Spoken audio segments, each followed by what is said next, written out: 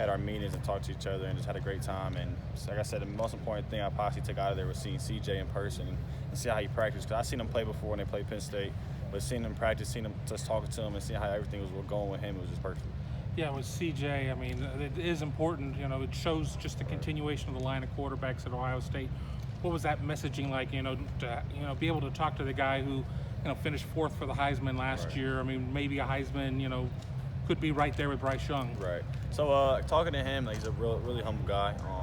His work shows where he's at right now. And me, that's one of my first questions, talking to him, like, how did it feel being in the Heisman race? Because, not many people in college football get that chance to do that. So he said the hard work for sure came in part of it. And he said he had to thank his team. Like I said, having Olave, having Garrett Wilson on his side is probably one of the best things in the world. So like I said, he always had the great people around him. But I just asked him and see what was the biggest problems or most struggles you've ever had, like, going to college and everything. And he was really just saying, coming from a high school, being a senior, you're the top dog and doing everything you're doing, but coming into college, you being a young guy, he's redshirt freshman. So he's came in there, like I said, he looked up to the seniors, he kept doing what he's doing, leading, but he's a great guy, he's very accurate, and best probably in quarterback in college football right now, to be honest. A lot of Ohio State people look at you, though. You come out, you're out of Detroit. I mean, they assume Michigan.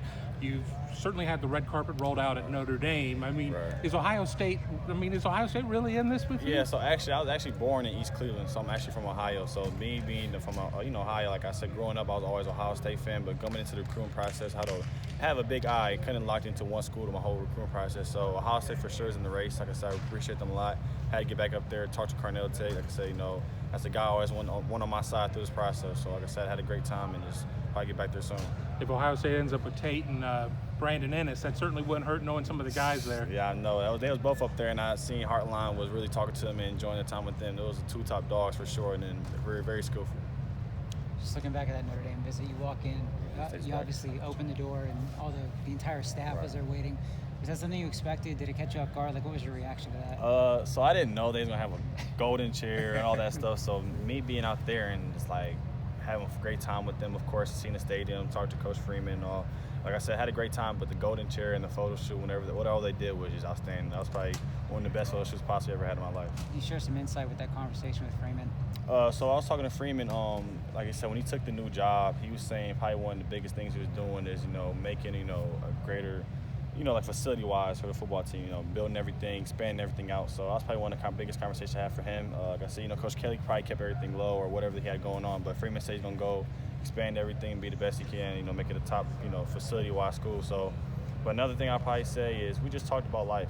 My dad was in the office with us too, so just checking about each other, see how we're doing, see how he was doing, and seeing the job he has to take now, being the head coach at Notre Dame. So that's probably the biggest conversation I had from him. What was Tommy's message? I know you guys have been close for a while, but what was, when you guys got to spend some one-on-one time together?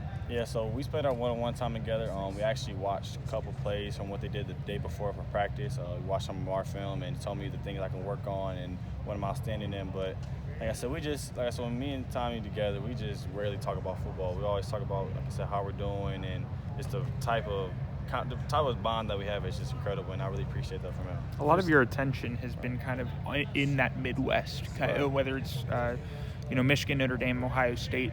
What separates kind of Midwest college football? What is it about that kind of appeals to you? Yeah, that's a great question, to be honest.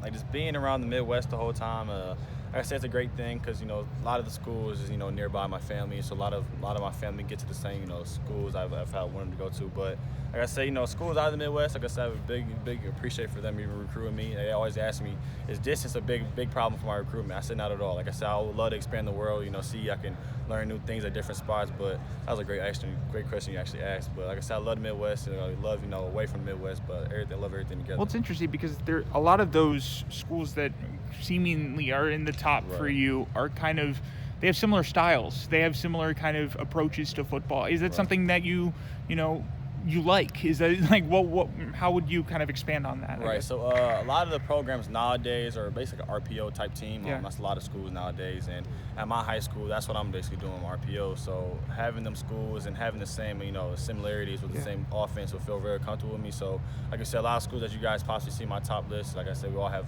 similarities because I'm gonna feel comfortable with it. But like as a quarterback, if you choose that school, they will build the offense around you. So you wouldn't be scared. Oh my gosh, I can't go there. That's a running school when you're on pro style. But like I said, when you go there, they'll fix everything for you, and that's what I love about offensive coordinators doing And that. Ryan Day, I mean, is that a kind of guy you're like, yeah, I could run his offense? Yeah, Ryan Day, like I said, like I'll get my play style just like CJ. You know, CJ's not a 4-3, 4-4 running quarterback ever. He's a pro style. Give the ball to his guys. Give the ball to the playmakers, such as Olave. So that's a great offensive scheme for sure. Dante, you mentioned a top list, and you got a lot of schools now. You've seen a lot of places. Do you have an idea in your head of how many schools are at this point in your recruitment you're considering? So through my recruitment process, I won't post a top list at all, like I said. But as of right now, it's a lot of schools that I'm always texting and hollering at, because since they've been loyal to me since day one. But it's not. I don't have a certain amount of schools I'm talking to right now. I'm open to everybody still. After being at Notre Dame for 2 days, I mean, I know you've been there a couple times now, but I mean, you were there for 2 days.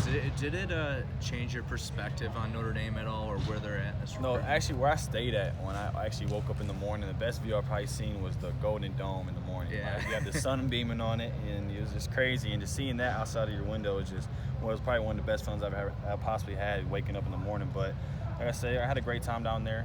Like I said, 2 days, you get a lot of information that not on a one-day visit, but. I had a great time, talked to the coaches, and Logan Diggs, a guy that I've always been texting and hollering at. He was down there, and he had a little problem going on. But the next day, I woke up, he was there, and it was just great to see him. We both smiled and just talked about it for a long time. When you see the way Notre Dame treated you, you were there, Tommy Rees, Chad Bowden, Marcus Freeman, they all greeted you. Everyone erupted for you. That whole treatment, has any school given you that sort of treatment on a visit? Right, so a lot of schools have given me a lot of great treatment, of course. But if you stay at a school for 2 days, I'm pretty sure they're going to try to do the utmost to give you everything. But in a lot of schools, I visit for a couple hours, so they only can do as such as meetings, practices, or game day, whatever it is. But like I said, the treatment has been, a lot of places have been the same. But like I said, Notre Dame just took it out of the roof because, like I said, I was been there for 2 days, so they had way more things planned. So for officials and everything, I'm pretty sure they're going to give the best treatment for everybody. What did you take away from Notre Dame's practice?